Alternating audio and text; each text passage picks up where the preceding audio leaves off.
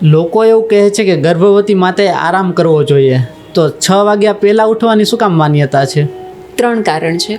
એક તો નાનપણથી આપણે શીખતા આવ્યા છે કે જો તમારે સ્વસ્થ રહેવું હોય તો વહેલા સૂવું અને વહેલા ઉઠવું. ગર્ભવતી માતાએ તો વધારે સ્વસ્થ રહેવાની જરૂર છે, કારણ કે સ્વસ્થ માતા જ એક સ્વસ્થ બાળકને જન્મ આપી શકે.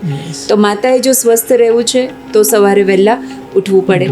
બીજું, આપણા શાસ્ત્ર એવું કહે છે કે જો ઉગતો સૂરજ તમને પથારીમાં જોવે તો તમને જીવનમાં બરકત ના આવે. એટલે શારીરિક, માનસિક, આધ્યાત્મિક, ભૌતિક જે કહો તે. તો માતાએ તો ઉન્નત થવાનું છે, એ લેવલ સુધી ઉન્નત થવાનું છે કે એ પોતાના ગર્ભમાં ઉછરી રહેલા બાળકને શારીરિક, માનસિક, આધ્યાત્મિક, વૈચારિક બધા જ ભેટો આપી શકે. તો એ માને પોસાય જ નહીં કે સૂરજ એને પથારીમાં જુએ. આયુર્વેદની દ્રષ્ટિએ અગર જોઈએ તો આયુર્વેદ એવું કહે છે કે ગર્ભા અવસ્થા સાથે જોડાયેલો જે વાયુ છે તે અપાન વાયુ છે. હવે અપાન વાયુને કામ કરવાનો જે સમય છે સવારે 4 થી 6 નો છે.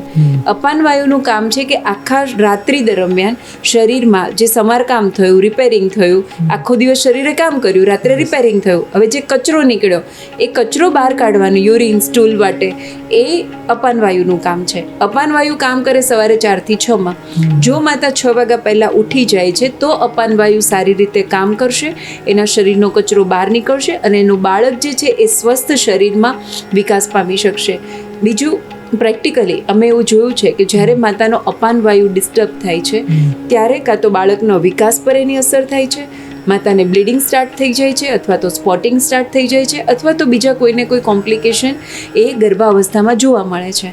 તો પ્રેક્ટિકલી એવું લાગે છે કે આરામ કરવાથી કદાચ ફાયદો નથી, પણ 6 વાગ્યા પહેલાં ઉઠવાથી ગર્ભમાં ઉછરી રહેલા બાળકને ઘણો બધો ફાયદો થાય છે. તો મને એવું લાગે છે કે આ 4 કારણ પૂરતા છે માતાએ સ્વીકારવા માટે કે ભલે હું ગર્ભવતી છું પણ મારે 6 વાગ્યા પહેલાં ઉઠી જવું જોઈએ. ઓકે.